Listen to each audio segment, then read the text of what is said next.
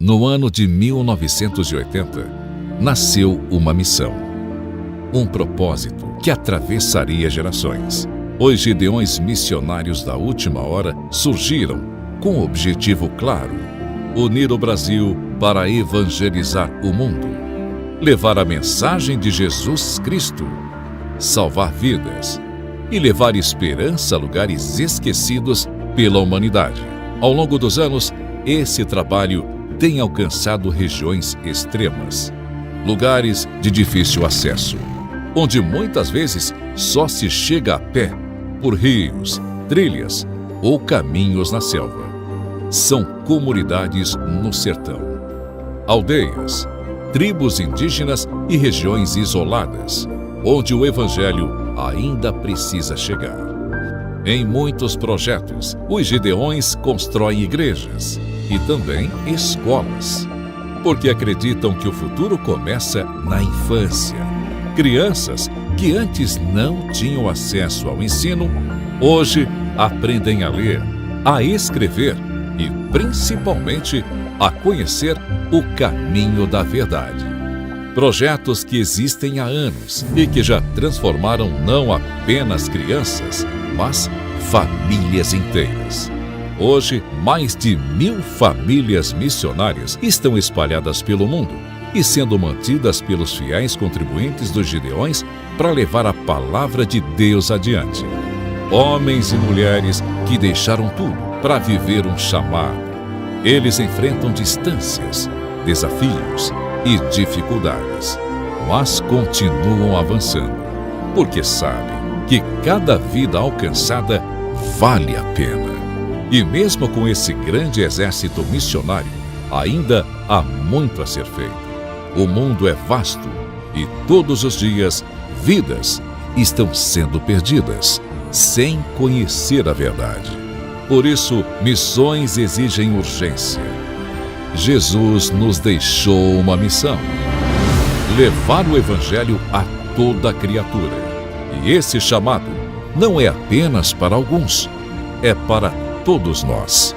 Hoje, os Gideões continuam unindo o Brasil para alcançar o mundo. Esta obra está no coração de Deus e você está sendo chamado a fazer parte dela. Vamos unir nossas forças, vamos avançar, porque no fim não há nada maior nesta vida do que cumprir a vontade de Deus. Missões exigem urgência e missões se fazem agora ou nunca mais. Gideões missionários da última hora, unindo o Brasil para evangelizar o mundo.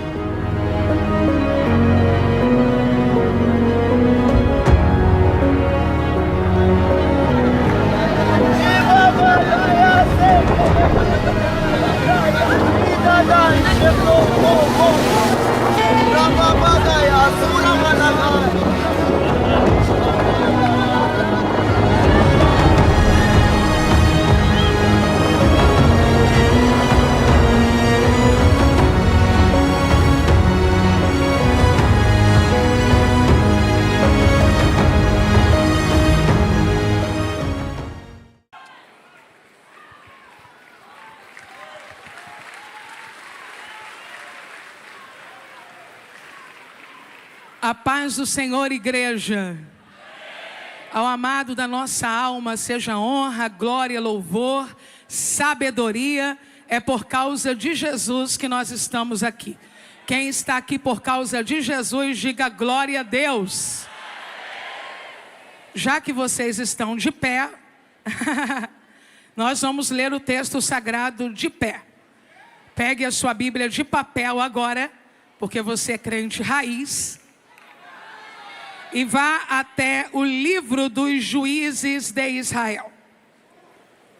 Enquanto você localiza o livro, eu agradeço ao pastor Zilmar Miguel e à preciosa irmã Marinês, que para mim é pastora, pelo acolhimento, pelo convite, pela honra. Quero quebrar o protocolo, que já não tenho muito na vida, para dizer para o senhor e à pastora que vocês são bonitinhos demais. É uma lindeza. a gente olha e já fica feliz. Nessa crise de simpatia que existe no mundo, os senhores são colírio para os nossos olhos.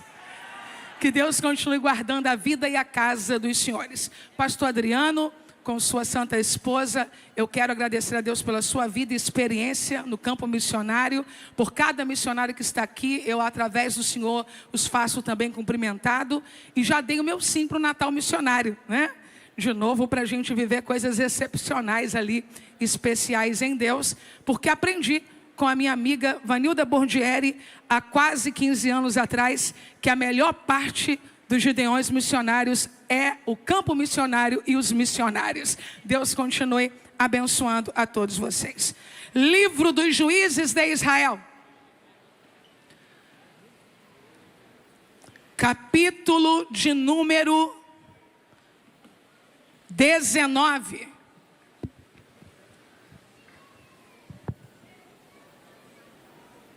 Honradíssima com a presença dos ministros de Deus aqui esta noite, inclusive de tantos que já pregaram e permanecem aqui.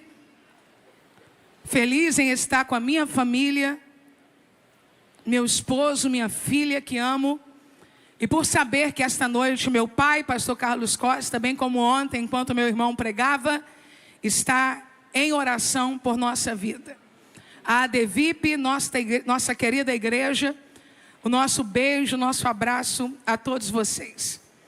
Capítulo 19 do livro dos Juízes, quem encontrou, diga glória a Deus. Aconteceu também naqueles dias, em que não havia rei em Israel, que houve um homem levita, que peregrinando aos lados da montanha de Efraim, tomou para si uma mulher concubina de Belém de Judá. O último versículo do capítulo, versículo de número 30. E sucedeu que cada um que tal via dizia: nunca tal se fez, nem se viu, desde o dia em que os filhos de Israel subiram da terra do Egito até o dia de hoje. Ponderai isto no coração, considerai e falai. Eu digo e vocês repetem, combinado? Combinado? Ponderai, considerai e falai. Uma vez mais, ponderai, considerai e falai. Enquanto o homem de Deus, pastor Eliel, apresentava a minha vida ao eterno, eu recebi de Deus um revestimento especial. E quero tão somente agora dar graças a Deus pela palavra que acabou de ser lida.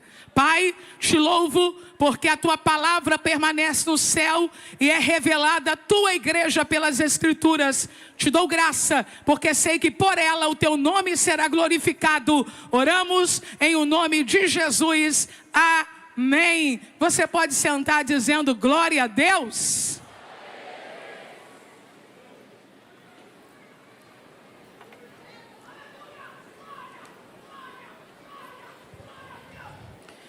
Quem trouxe a Santa Bíblia, diga aleluia.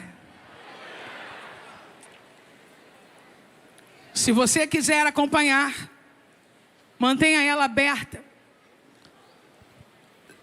Se você não quiser acompanhar com ela aberta, confira assim que possível. Eu acabo de ler um texto histórico, inserido no livro dos Juízes de Israel. Estou diante de um texto extremamente delicado. Por essa razão, antes de dar qualquer passo na introdução, eu quero salvaguardar a mim e a todos os ministros esta noite, santos de Deus, lendo a primeira epístola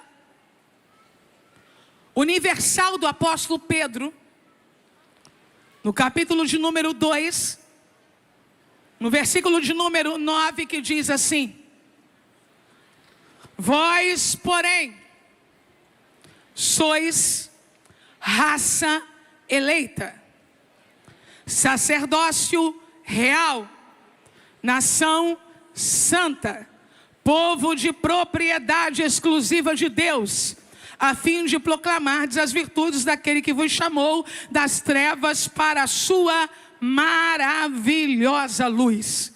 Então, todos nós que estamos aqui somos sacerdócio real, e estamos inseridos no que conhecemos e chamamos na teologia de sacerdócio universal dos crentes. No 3 nós vamos dizer juntos: eu sou sacerdócio real. Aliás, nós somos sacerdócio real. Vamos lá? 1, 2, 3. Nós somos.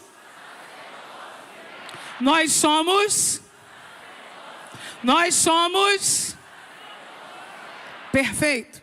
Nós. Não vós. Também não eles. Nós. E agora, começo a entregar a mensagem que Deus me deu para esta noite. Estamos diante de um dos capítulos mais dramáticos de toda a Bíblia.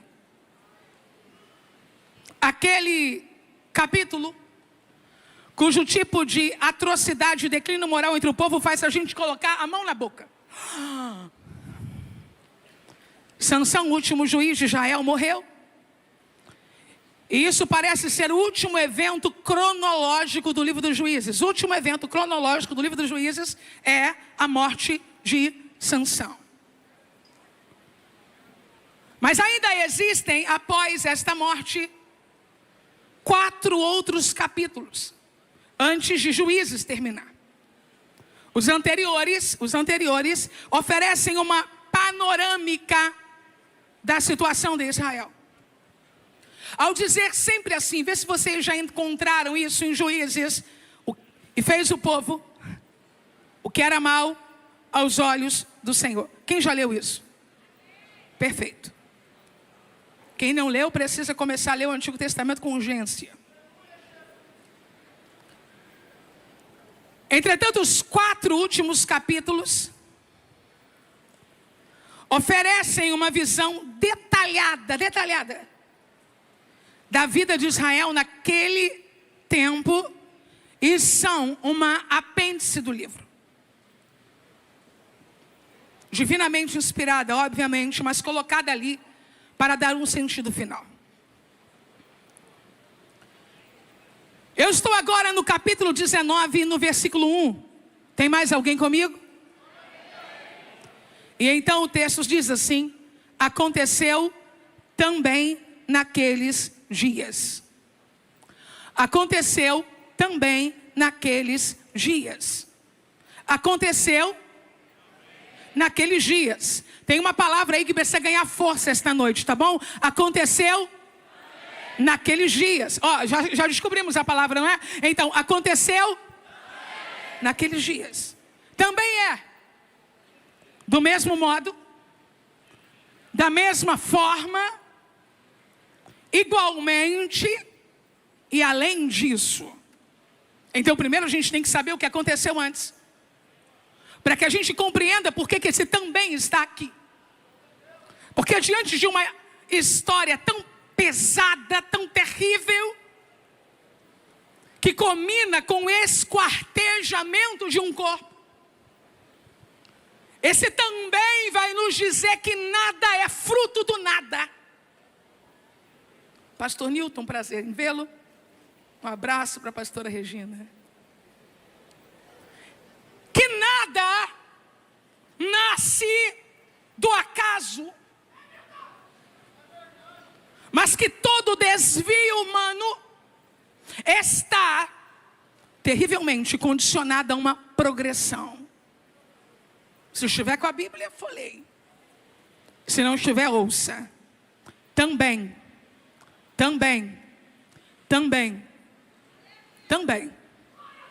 Capítulo 1 do livro dos Juízes. Tem um tal de Adoni-Bezeque que gosta de ver uma liderança humilhada e sem identidade comendo migalhas na sua mesa. Capítulo 2, o líder principal morre e o povo se desvia. Capítulo 3, mesmo depois de 40 anos de paz, o povo volta a pecar. Capítulo 4, tem homem medroso que só anda empurrado por uma mulher. Capítulo 5, encontramos tribos distraídas enquanto o restante luta. Capítulo 6, tem gente empobrecendo por causa da desobediência. Posso parar ou vocês vão gritar também? Capítulo 7, a gente entre os guerreiros de Gideão que deveria estar em casa e não no exército. Capítulo 8, gente atribulada porque Gideão está vencendo sem a ajuda dele. Capítulo 9, encontramos irmão matando irmão só para reinar sozinho. Capítulo 10, líder, pai de 30 filhos que tinha 30 cidades e andavam sob 30 jumentos, porém a Bíblia não registra nenhum feito deles, só as benesses que recebiam. Posso parar? Capítulo 11, encontramos um homem disposto a sacrificar o que tem em casa só para sair vencedor numa batalha do lado de fora. Capítulo 12, a tribo famosinha que quando vem alguém novo se levantando manda recadinho: vou te queimar. Capítulo 13, eu devo parar? Deus empurrando gente escolhida que tem poder, mas não quer se mover do lugar. Capítulo 14, tem israelita casando com filisteia. Capítulo 15, tem alguém queimando a seara de alguém só por vingança pessoal. Capítulo 16, tem ungido deitado na cama de Dalila e acreditando que pode matar filisteu. Capítulo 17, tem levita sem destino que fica onde encontrar comodidade. Capítulo de número 18, tem gente trocando o nome da cidade só para ganhar notoriedade. E então também, ou nós nos levantamos agora para quebrar o ciclo de apostasia, ou nós nos levantamos agora para quebrar o ciclo de maldade nessa nação.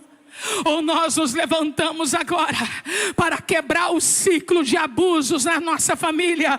Ou nós nos levantamos agora para quebrar maldições em territórios consagrados a demônios.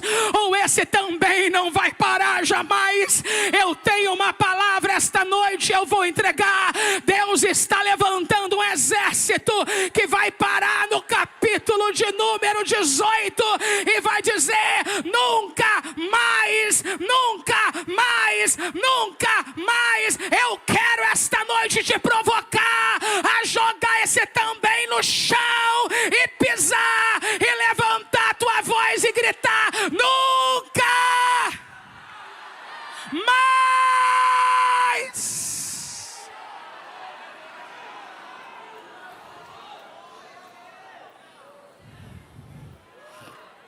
Alguém aqui já leu a história de Mica? Da história da mãe, do ídolo, do roubo, do sacerdote, do dinheiro da mãe. Você já percebeu que tem alguma coisa ali de meio engraçado? Meio esdrúxulo, meio cômico? É sempre assim. Antes de Satanás trazer uma tragédia com cara de tragédia, ele vai fazendo tragédias que tem cara de esdrúxulo, cômico, engraçado. E a gente começa a rir. Primeiro a gente ri do jeitinho que o menino anda. Depois esse menino comete suicídio porque de um lado a sociedade diz: faça o que você quer. Mas do outro lado a alma dele que grita por socorro não aguenta a pressão dos sentimentos que tem. Começa cômico, mas termina com morte.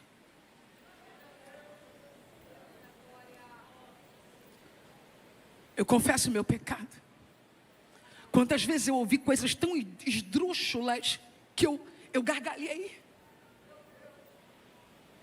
Aconteceu isso, isso, isso. É tão inacreditável, é tão esdrúxulo. A roda da mesa com meu marido, com meu irmão, gente íntima. vítima fala, não, isso não pode ter acontecido. Não, é mentira, isso é mentira, isso é mentira. E a gente dá um sorriso, é mentira. E o diabo do outro lado está dizendo isso mesmo. Acostume-se com o caos. Sorria no caos, que eu vou trazer um caos maior ainda.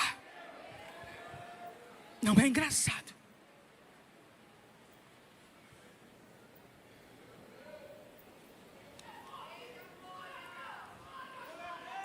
Mas os gideões missionários têm a saída. Eu vou repetir. Os gideões missionários têm a saída. O texto, antes de contar a tragédia, diz a razão principal da tragédia. Naqueles dias em que não havia rei em Israel. Naqueles dias em que não havia rei em Israel. E todos os relatos do livro dos Juízes apontam para uma necessidade imediata. Um Salvador. Um rei. Ei! A igreja tem a resposta. A igreja tem a saída. O mundo vive como se não houvesse reis sobre eles. Mas nós conhecemos aquele que é Rei e Senhor. Se você sabe o nome dele, grita o nome dele, grita o nome dele, grita o nome dele. Você vai ver que uma coisa estranha vai acontecer agora aqui. Tem gente que não está com certeza de quem eu estou falando. Olha o absurdo que nós chegamos. Tem gente que não tem certeza. Será que ela está falando de quem eu penso que ela está falando? Eu estou falando de Jesus. Jesus, Jesus, Jesus, Jesus, Jesus, Jesus. Os homens.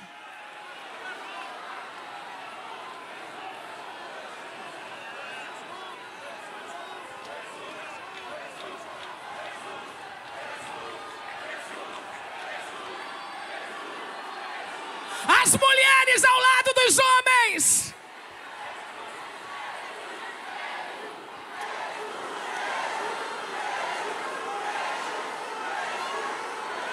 Meu Deus, há quanto tempo a gente não grita assim? Orebarabaxi andarai.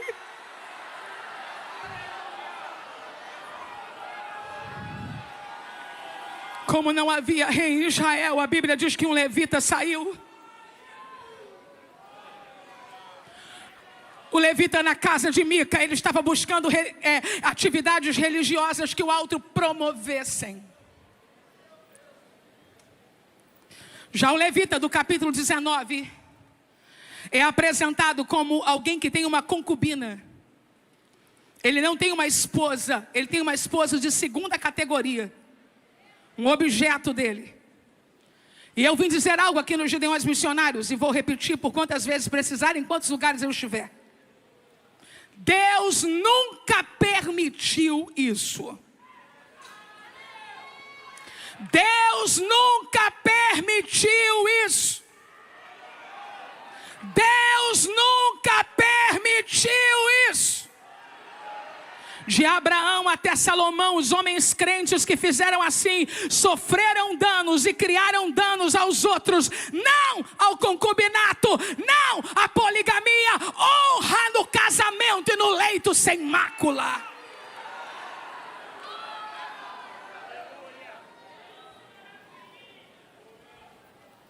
Em dias perturbadores, levitas são chamados ao serviço e à santidade.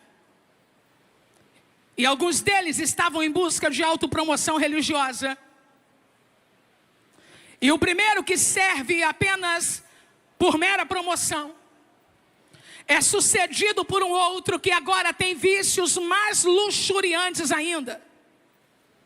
Se o primeiro só quer um canto para encostar, o segundo peca.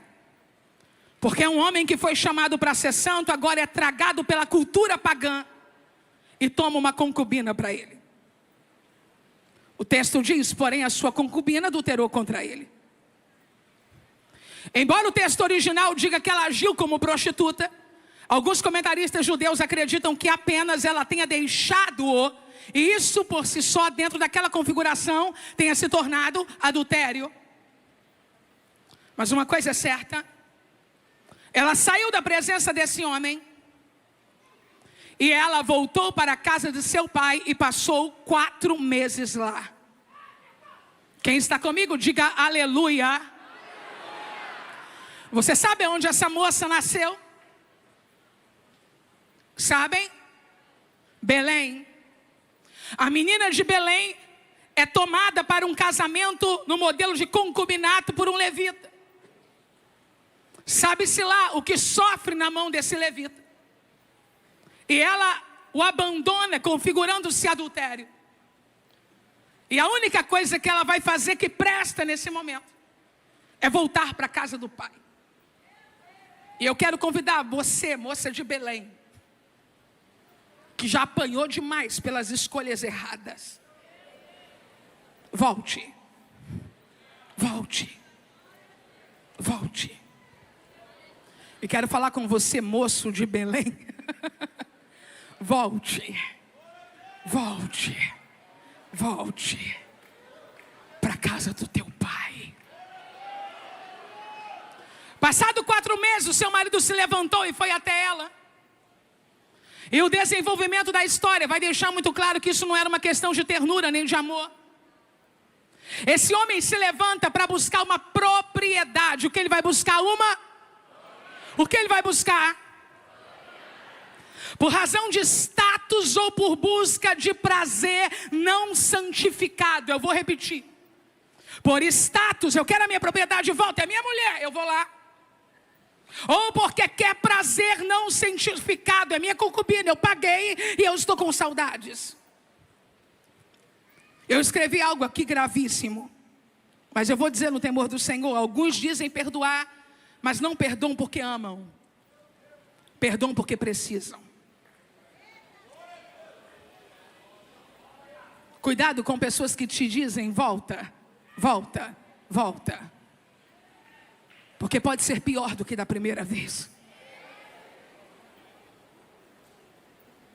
Vendo o pai da moça, e o levita chegou. Se alegrou ao se encontrar com ele.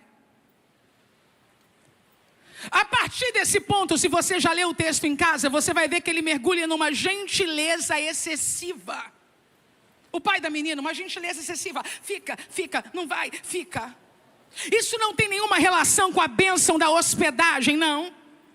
Isso é um certo desespero que ele tem de fazer com que a filha e ele mesmo fuja dos castigos que a família pode receber pelo adultério dela. Bajular alguém de caráter duvidoso. Um sacerdote, um levita chamado para ser santo, mas que vive tomando concubinas para si. Só pode indicar uma coisa: prejuízo adiado. Porque quem bajula para não ter prejuízo está adiando a chegada de um prejuízo maior ainda. Pare de bajular levitas que abriram mão da santidade, ainda que para isso você precise assumir as consequências dos seus próprios erros ou abrir mão de alguma vantagem. Compassas encobrem, irmãos nos conduzem de volta ao altar dizendo: ainda tem jeito, ainda tem chance.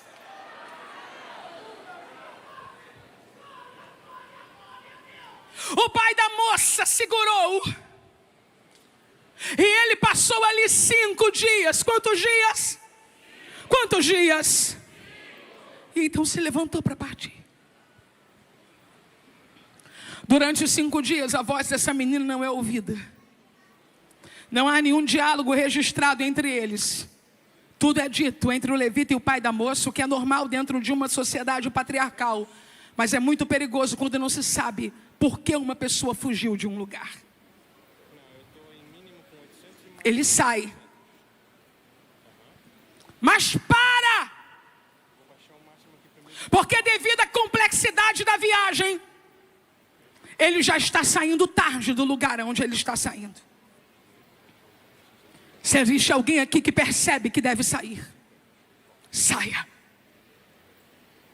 Não espere escurecer para escapar pela sua vida e pela sua alma de lugares onde você já deveria ter se levantado.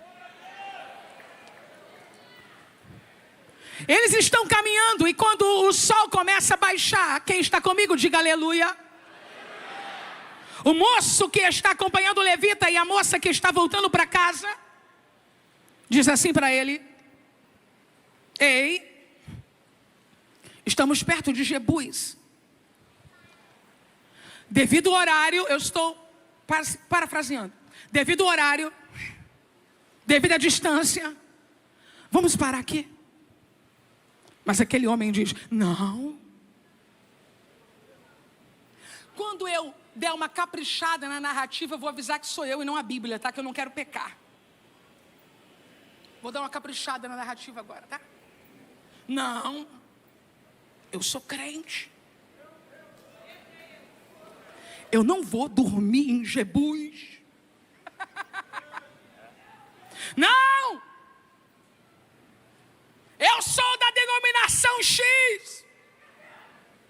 Não posso dormir em Jebus. Eu preciso caminhar mais um pouco para entrar num território onde as pessoas são tão santas quanto eu sou santo.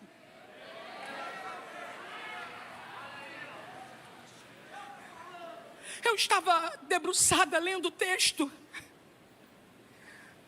Pastor Zilmar, eu quero dizer com toda a verdade da minha alma que eu estou lendo esse texto há 13 anos, antes de pregá-lo. 13 anos. E eu fiquei imaginando o mundo espiritual em Jebus. E o santarrão dizendo: aí eu não paro. Aí eu não entro. E acima dos céus, porque o céu sabe dos acontecimentos antes da terra. Jerusalém vai ser levantada aqui. O templo vai ser levantado aqui. O cordeiro vai ser apresentado aqui. Eu sei que tem pregador elegante que não gosta, mas eu sou da Baixada. Um beijo pro pastor Eliel. Pega na mão desse crente que está do teu lado e grita para ele: se soubessem o que Deus está para fazer no teu território, olhariam você de outra maneira. Eu tenho uma palavra para os meus irmãos que estão me assistindo nos centros de recuperação. Eu tenho uma palavra para os irmãos que estão me assistindo no centro terapêutico Uma Esperança Jesus em Caçapava. Eu tenho uma palavra para os irmãos que estão me assistindo no Bom Samaritano. Se Santarrão soubesse o que Deus vai edificar aí, parava.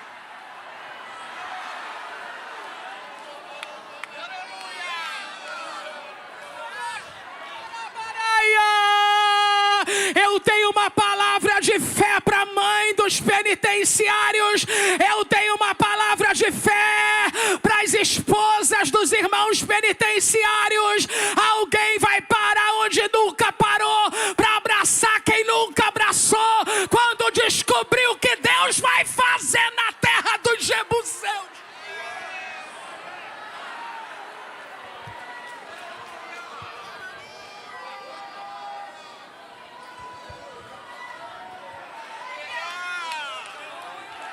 Para agora lá, para agora lá, para agora lá. Leva oferta agora lá. Vai visitar agora lá. Dá abraço agora lá. Vai pregar agora lá. Vai levar um estudo bíblico para os meninos que ficam lá a semana inteira. Para de querer aparecer só quando a câmera está ligada. Vai servir.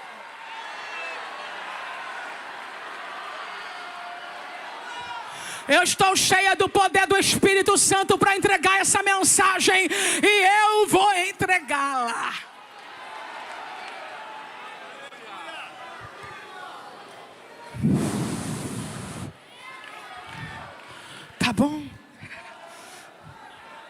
Nós temos duas alternativas. Então, já que na terra dos jebuseus, o Senhor não entra.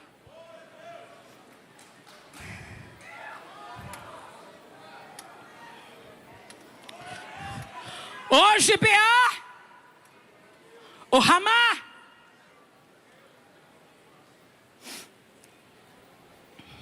ele entra em Gibeá.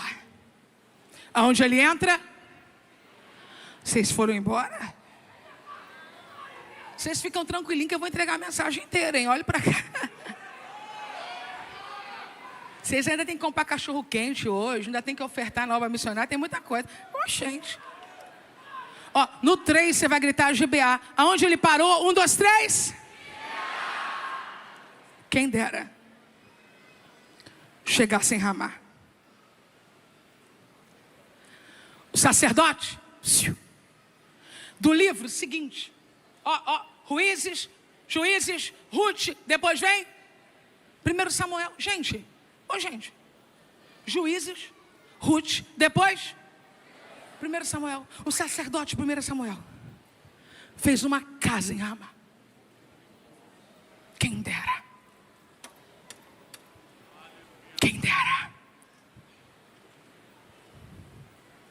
Ramá, lugar alto. Samuel vai morar lá. Ramá, casa do profeta. Levita, nem tudo está perdido para você. Corre para Ramá, lugar alto e casa de profeta. Lembra quando você visitava a casa das profetas para orar? Lembra quando você subia ao lugar alto para clamar?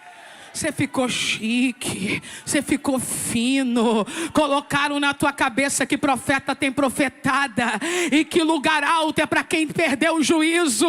Mas ainda tem gente entendendo que se for entre Gibeá ou Ramá, eu já escolhi aonde eu quero estar. De Gibeá eu passo, mas em Ramá eu entro.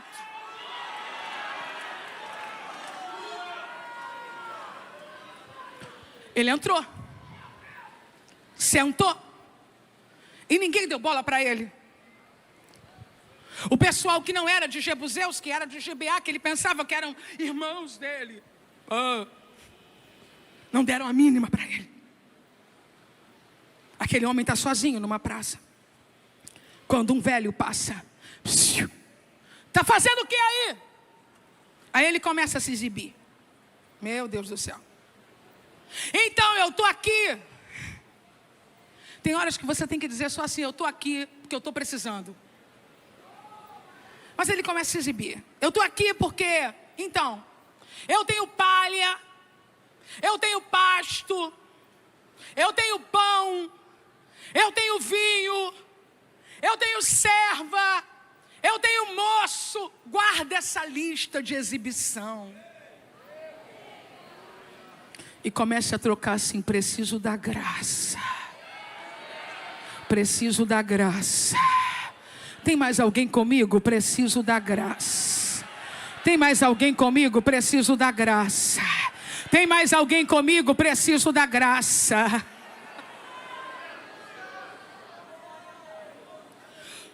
O idoso, o senhor entende e diz: tá, vem, vamos lá para casa que eu vou te guardar. Não é bom ficar aqui.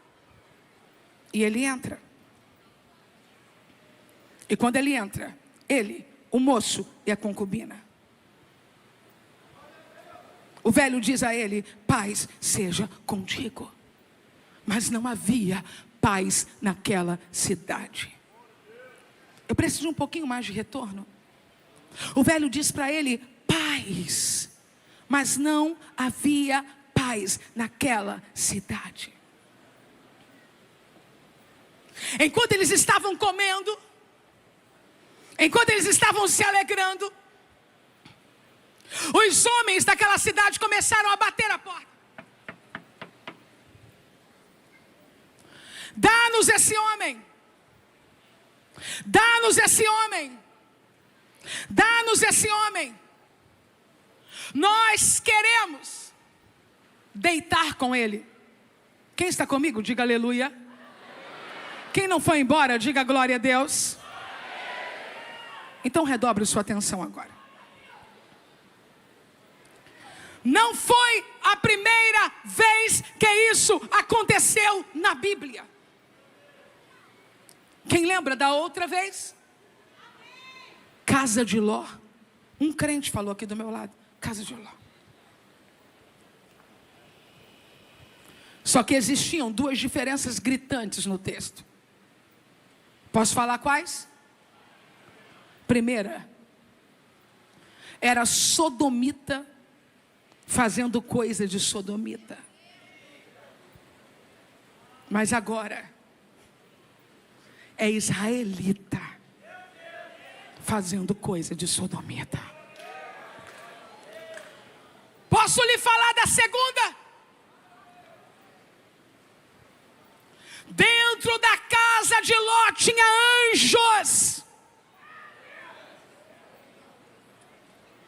Dentro da casa do velho efraimita tinha um levita desviado. Se você quer esta noite que os anjos voltem a ter acesso na sua casa, abra a porta para o impostor sair e deixa os anjos entrarem. Eu vou pedir para os crentes levantarem as mãos lá em cima. Só os crentes, só os crentes, só os crentes, só os crentes. Quem são os crentes? Os que creem. Só os que creem. Levante as duas mãos lá em cima e grita assim: Senhor, eu quero os teus anjos dentro da minha casa. Com mais clamor, diga outra vez: Senhor, eu quero os anjos dentro da minha casa. Pai, mãe, quando fechar a porta para sair de manhã,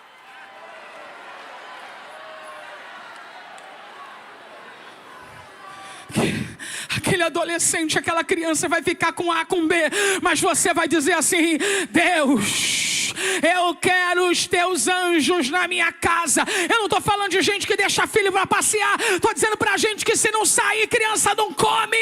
Deus, põe teu anjo na minha casa.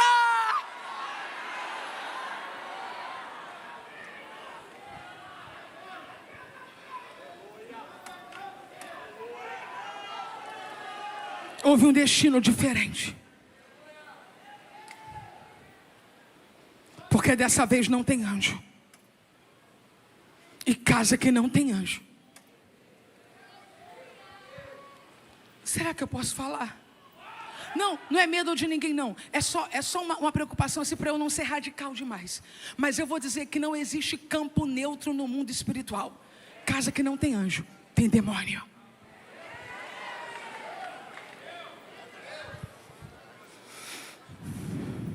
O velhinho diz: ei, meus irmãos. Olha como ele está falando com os israelitas com comportamento de sodomita. Ei, meus irmãos.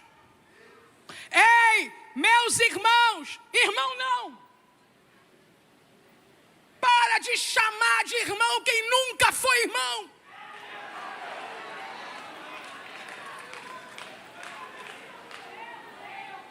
Quero ser claríssima que sodomita não é um sinônimo para homossexualidade, não. Sodomita é também, nesse contexto especialmente, comportamento abusivo contra pessoas. Não depende de ser ou não heterossexual para ser abusivo contra as pessoas. E se você conhece gente abusiva contra pessoas, pare de chamar de irmão para manter protocolo. Não é irmão!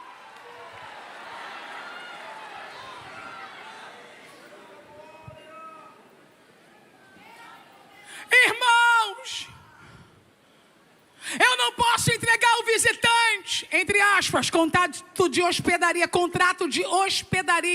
no Oriente Antigo, intrínseco nas relações sociais. Não posso entregar o visitante. aqui a minha filha. Olha a ideia do... E tem aqui uma moça com ele. Não defenda isso como cultura.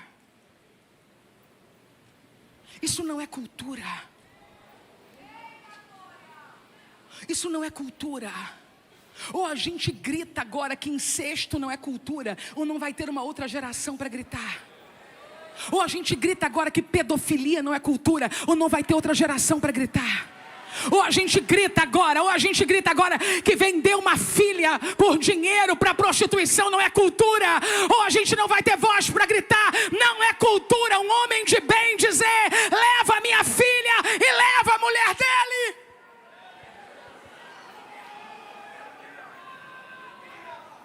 A igreja precisa trabalhar na anticultura mundanista. Princípio bíblico é o homem ser capaz de dar vida pela mulher. Ou a gente vai passar a vida pregando submissão feminina sem pregar heroísmo masculino. Olhe para mim. Olhe para mim.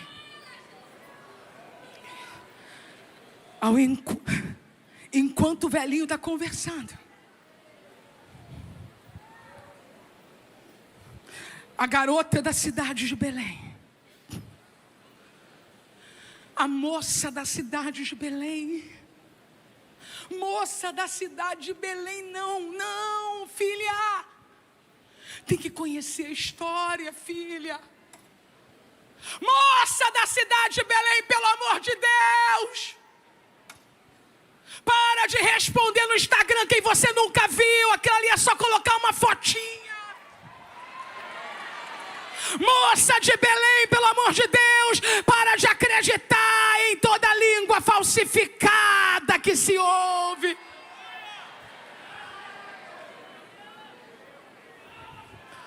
Eu imagino e quero convidar cada mulher que está aqui e os homens que têm temor ao eterno para imaginar como o coração dessa menina, filha desse homem e dessa moça, ficou quando o nome delas foi mencionado. Orecamachia.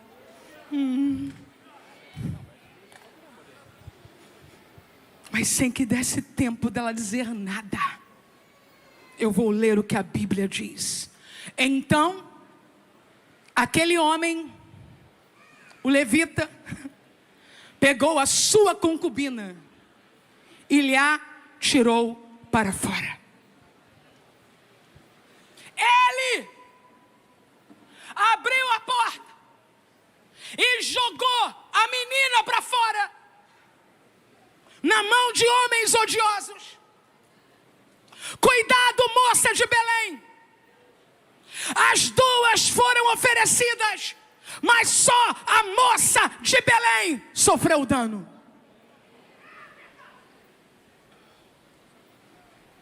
Houveram gritos, barulho, porque haviam muitas pessoas envolvidas nesse massacre. O choro da mulher.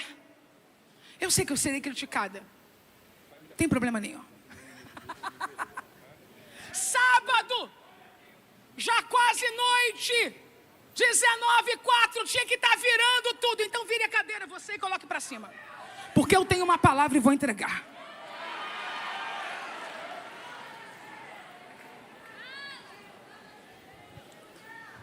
Há um grupo de pecadores ali, violentando uma moça, e o restante inteiro da cidade deita e dorme como se nada tivesse acontecendo. Eles toleravam uma classe terrível de pecadores como se não pudessem fazer nada. Mas nada pode ser pior do que saber que o levita, quem? Dormiu.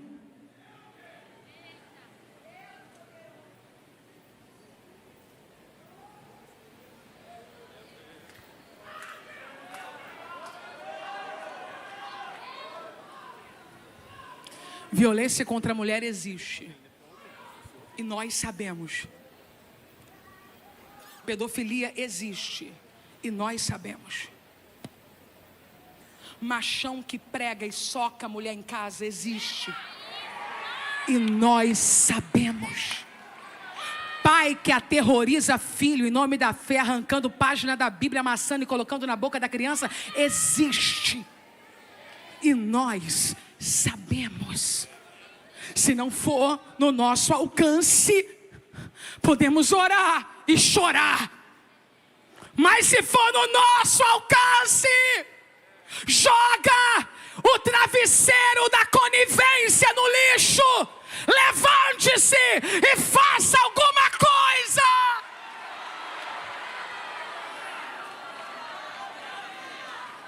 Ou vamos ter que engolir nas redes sociais um índice que eu gostaria de não apresentar esta noite, mas eu terei que apresentá-lo, porque não posso me eximir depois de estudar um texto por 13 anos e me calar na oportunidade que tenho de falar para a igreja no Brasil e no mundo, porque querendo ou não, quem tem inveja dos Gideões missionários da última hora, Deus confiou esse púlpito aqui para o Brasil e para o mundo.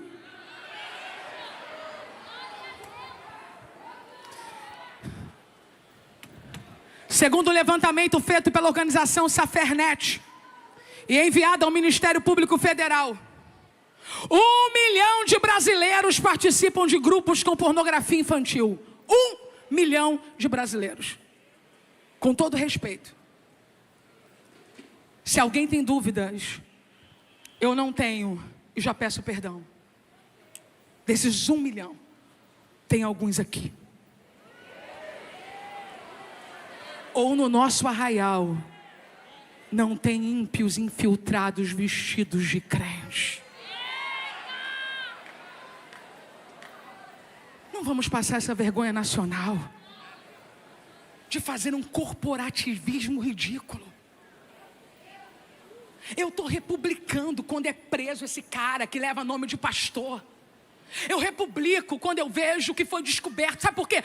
Porque a única maneira de nós não sermos coniventes é sair desse discurso ridículo de não, então não é pastor, não, então não é, não, deram um credencial sim, acreditaram sim, mas é um delinquente infiltrado, é um psicopata infiltrado, é um ímpio infiltrado, e daí se colocar o título que ele tem, se nós nos levantarmos para reiterar dizendo, já vai tarde para o presídio.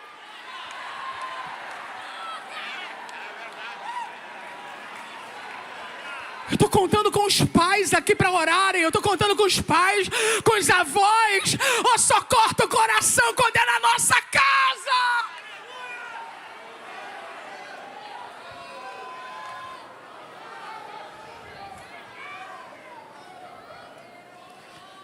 O jornal o Globo publicou uma matéria em 27 de outubro de 2023 com um dado terrível. 440 mil menores podem, eu disse podem, tá? Antes de querer me processar sem causa, processa pelo que tiver causa. 440 mil menores podem ter sido vítimas de abusos sexuais na igreja católica, diz o relatório. Na Espanha. 440 mil. Eu quero crer que nenhum católico de bem fica feliz com um índice desse. É verdade? Ninguém. Meu avô foi católico uma vida inteira antes de se converter, antes de fazer uma declaração de fé diferenciada. Mas a vida inteira eu convivi com um homem que frequentava a missa. E um homem de bem. Então eu acredito que qualquer católico de bem fica chateado com isso aqui. Cantora Mara Lima foi apresentada esta noite não só como cantora, mas também como alguém que está trabalhando na Secretaria de Proteção à Mulher. É isso mesmo, Preciosa? Pois bem, eu fui pesquisar os índices no Brasil relativos à igreja evangélica, ok? Porque se apareceu 440 mil na Espanha, eu que não tenho nada a me preocupar com isso, quero saber dos índices, porque nós, mães e pais, queremos saber dos índices, nós queremos ajudar, queremos proteger, queremos atuar. Ou por orgulho, vamos fingir que não tem. Que nossas crianças não sofrem, não são vítimas, não passam por isso, que não se infiltram pessoas malignas entre nós.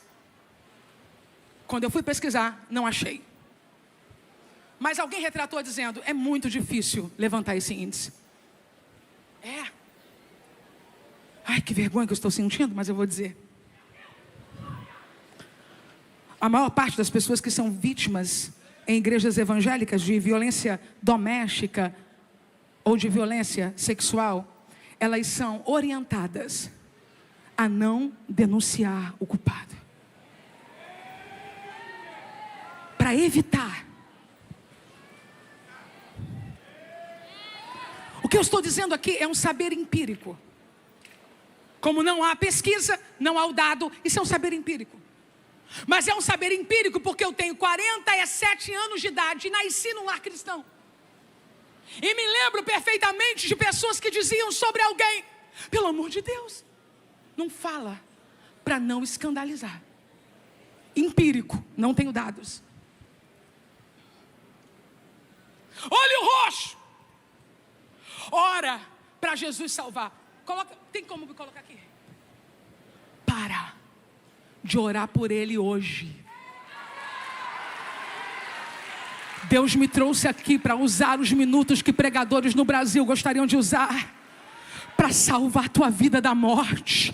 Para de orar por ele hoje e comece a orar por você a partir de agora. Você precisa ter coragem para sair e fazer a denúncia em uma delegacia de apoio à mulher ou qualquer outra. Você precisa, com urgência, ligar para alguém de confiança e buscar um lugar seguro. Por último, não acredite no pedido de desculpas, porque quem agride mata. Saia daí!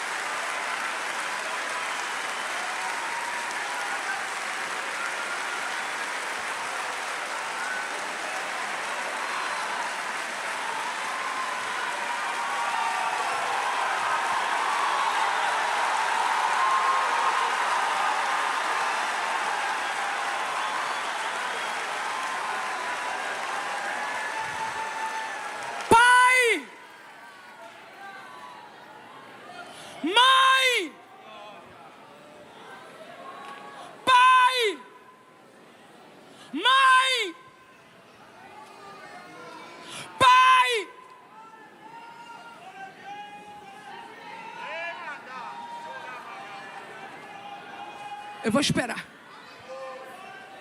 Obrigada. Pai, mãe, ele não é ungido.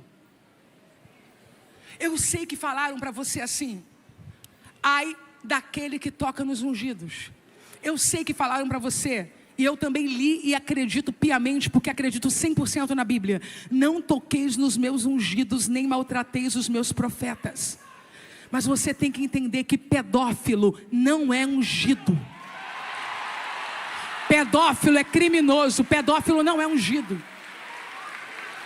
Pai, mãe, levanta dessa igreja, vai fazer uma denúncia agora. Já fez a denúncia, não permaneça num território onde a palavra do seu filho seja contestada, levando ele a futuros traumas. Não existe capacidade de se encontrar na mesma figura um pastor e um abusador. Ou é pastor ou é abusador. Saia daí agora.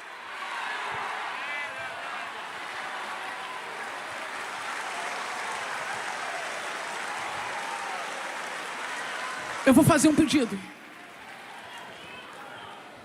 em nome de milhares de mulheres. Milhares. Eu entendo perfeitamente. Quando um homem sofre uma queda, que ele seja cuidado, amado e reposicionado. Eu entendo. Eu sou filho de pastor. Meu pai é um homem que passou na fila da misericórdia várias vezes, sabe? Então eu entendo que um homem que caiu no pecado de adultério seja trazido, amado, restaurado. Eu entendo que uma mulher que caiu no pecado de adultério seja trazida, amada, restaurada, que esse casal seja restaurado. Eu entendo. Sendo muito franca, embora eu não concorde, eu também entendo que se reposicione um pastor depois de um caso de divórcio. Eu não concordo, mas eu entendo a visão de quem faz. Não é problema meu, mas eu tenho um pedido. Os crimes de pedofilia que aconteceram na Igreja Católica, cujos católicos obviamente se envergonham. Ninguém quer uma coisa dessa, como nós não queremos, se for uma pessoa de bem, uma pessoa do amor. Não é assim que eles gostam de falar do amor. Sabe o que foi mais agravante? Quando um escândalo estava para surgir, trocavam a paróquia do padre. Eu tenho um pedido em nome de 1 milhão de milhares, perdão, 1 milhão não, estou com outro milhão na cabeça aqui. Milhares de mulheres. Pastores, presidentes de convenções no Brasil e no mundo. Pastores sênior de igrejas neopentecostais. Diretores, superintendentes de igrejas metodistas. Presbitério da igreja presbiteriana. Líderes congregacionais. Não troque um criminoso de paróquia.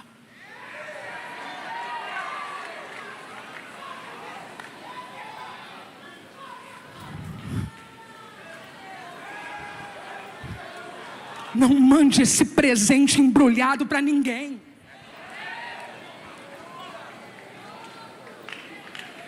Não troque um criminoso que agride a esposa, os filhos, ou que é um pedófilo de paróquia, para continuar maltratando os filhos e a esposa diante das vistas de outra congregação, ou escondido quando ninguém está vendo. Pelo amor de Deus, nós precisamos levantar um índice positivo nessa nação. Se a igreja evangélica cresce, a pedofilia tem que diminuir, o crime contra a mulher tem que diminuir, a violência contra a mulher tem que diminuir.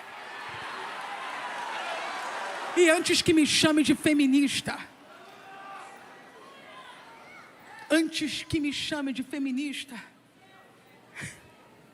e antes que ache que eu sou candidata a alguma coisa, ou ainda venha me xingando do tipo, foi lá falar de mulher, mas homem também sofre violência. Só os homens, faz assim com o braço. Não se compare, não. Eu não vou pedir para uma irmã magrinha, não vou pedir para uma irmã gordinha, baixinha ou altinha, uma mulher ficar em pé aqui, mas vou dizer para cada homem que há uma diferença sim. Os senhores têm poder de governo, os senhores têm poder de liderança, os senhores têm força bruta nos braços e nas mãos. Não compare a violência contra um homem por questões N e Y, contra mulheres que estão em apartamentos trancadas, que estão em casas trancadas, que moram fora do país e não falam a língua. Pelo amor de Deus, não é mentindo que a gente vai recuperar a dignidade, é de cabeça erguida.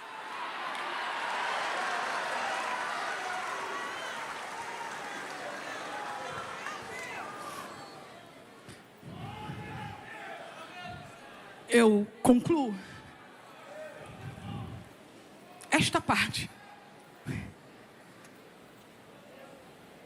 dizendo que o número para ligar em casos de violência contra a mulher é 180.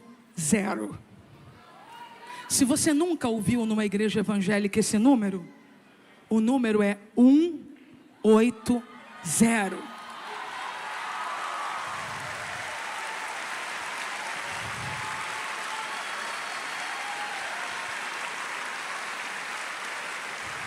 Agora, se você é uma criança, olha para ti aqui. Está assistindo os Gideões, o papai e a mamãe saiu.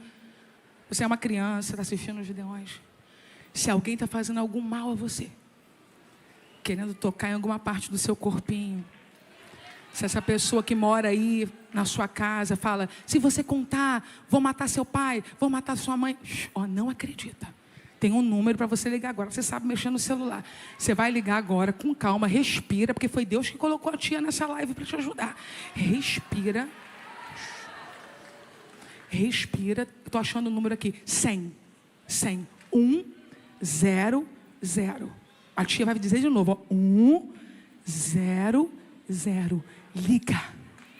Liga. Aproveita que você está sozinha agora. Liga. E pede ajuda.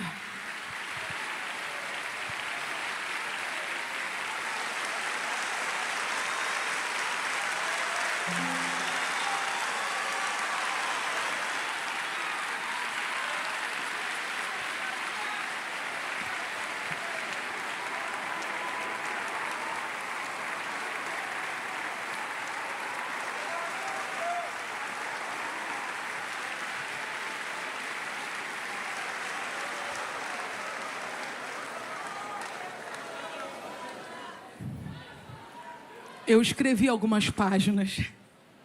Afinal, foram 13 anos, né?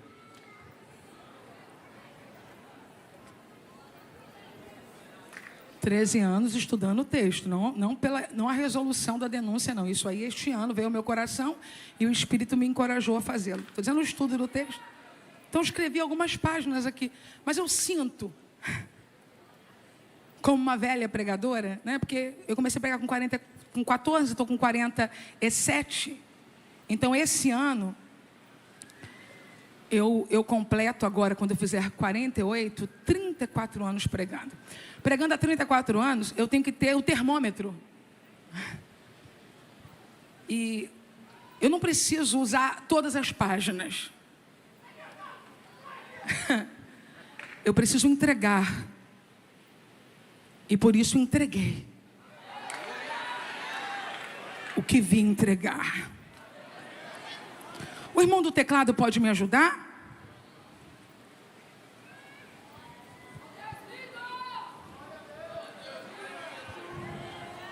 Uma pesquisa recente agora, 2025 para 2026, indica que a violência doméstica afeta desproporcionalmente mulheres evangélicas no Brasil, com cerca de 38,7% a 43% relatando agressões, o que é uma taxa superior à média nacional. 69% dessas mulheres, elas buscam a igreja como um primeiro socorro. E aí? E aí? Vamos criar secretarias de acolhimento dentro das nossas igrejas? Acho que não tem. Vamos disponibilizar psicólogos? Acho que não tem. Vamos disponibilizar mães, mulheres de oração. Pastora, a gente não tem condição de contratar psicólogo, nem tem lá mães, mulheres de oração. Mas faz um cursinho com essas meninas que vão atender rapidinho. Para não mandar abafar. Não mandar calar. Para abraçar ela bem apertado, colocar aqui na altura do peito. E falar para ela, nós acreditamos em você. Vamos treinar as meninas do Ministério Infantil. Que estão na ponta, ali na sala de aula, como estão na ponta os professores do país. Entendem? Essa mulher foi esquartejada. Aquele que não amou, não cuidou, no final cortou em 12 pedaços. Não é porque ele ficou morrendo de pena dela, não. Ele queria vingança. Quem quer justiça, conta a história como ela é. Quem quer vingança, edita a história para se sair bem no final. Na história dele, ele não conta que foi ele quem colocou ela para fora. Até quando pessoas vão sofrer por histórias editadas, mal contadas? Chega. Chega.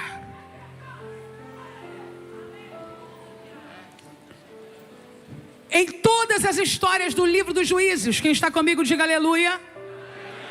Os nomes aparecem. Até Dalila, que era terrível, teve um nome lá. Mas nesse capítulo existe o que chamamos de anonimidade. O levita não tem nome, o velho não tem nome, os abusadores não têm nome, a menina não tem nome.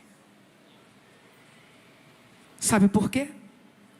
Para que ninguém aqui hoje se exima dizendo, isso não foi para mim. Que cada um de nós se posicione dizendo, Deus, eu tenho um lugar nessa história.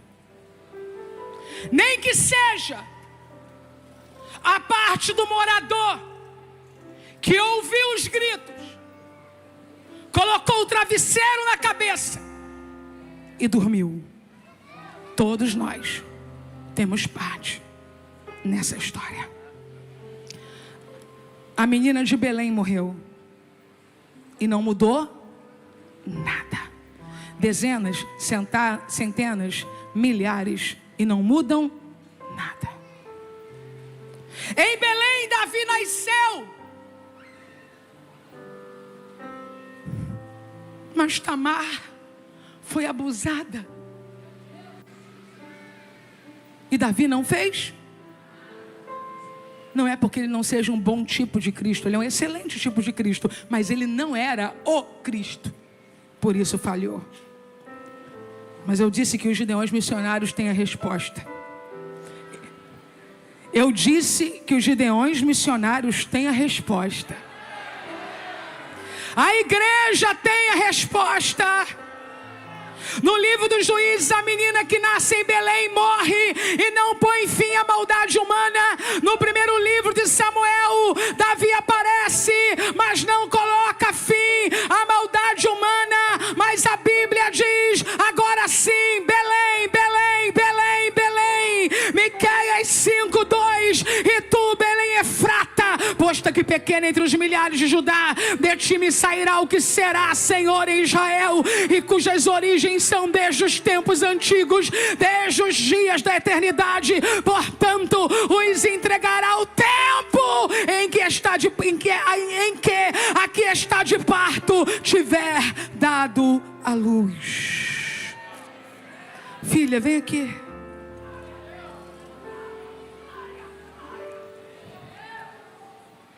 No livro dos Juízes, a menina que nasce em Belém morre e não põe fim à maldade humana. O corpo dela é partido. O corpo dela é? Mas isso não muda nada. Só acrescenta uma cena de terror. Mas em 1 Coríntios capítulo 11, 24. Aquele que nasceu em Belém, Paulo relembra suas palavras que diz: e tendo dado graças, partiu e disse: tomai, comei, isto é o meu corpo que é partido por vós, fazei isto em memória de mim. Por quê que os gideões missionários têm a resposta? Porque a igreja tem a resposta. Porque a manjedoura está vazia, a cruz está vazia, o sepulcro está vazio, mas o trono não. O Rei dos Reis.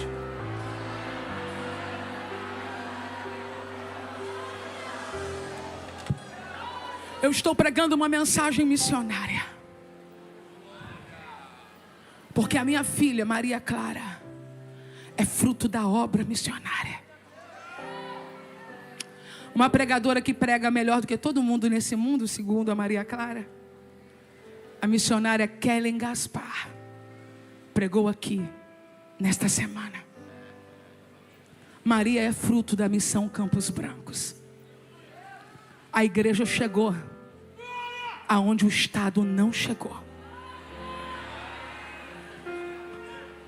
para transformar a realidade da Maria. A Maria é uma missionária formada pelos Campos Brancos com a missionária Kellen Gaspar. E agora, há 9 meses, fará amanhã. Ela é minha filha. Vem cá, Eleomar. E filha do Eleomar.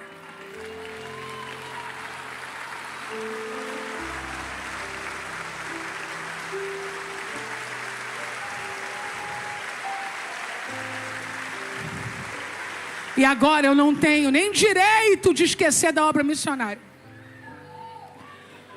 Porque a minha princesa, na hora do almoço, ela ora assim: Senhor, sustenta a mesa dos missionários.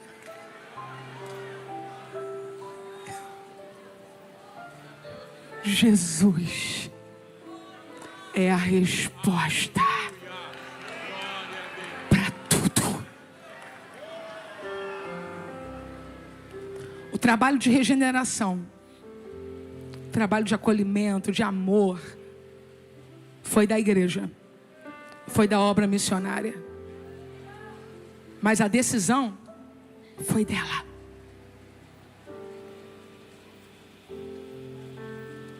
É possível.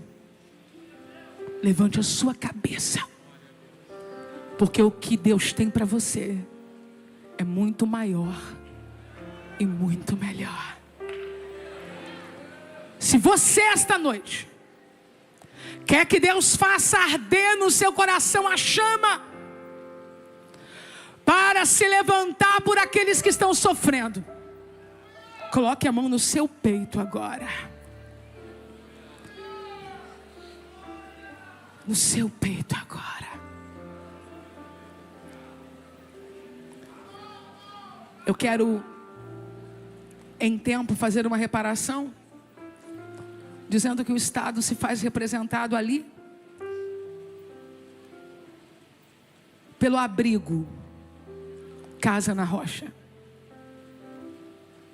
E que se a sociedade entender que, embora estejamos em um país laico, a igreja pode somar forças com o Estado para socorrer a milhares, milhares e milhares, como tem feito muitas das vezes, ainda sobre o estigma de ser o ópio da sociedade. Coisas incríveis podem acontecer nesse país. Coloque a sua mão sobre o seu peito. Minha filha, não tenha medo de nada, nem vergonha, porque foi por um momento como esse que você está aqui.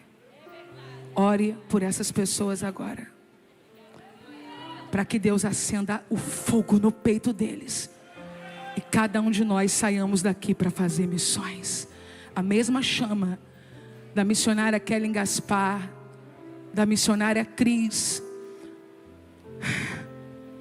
dos Campos Brancos, da Casa na Rocha, está no seu peito também.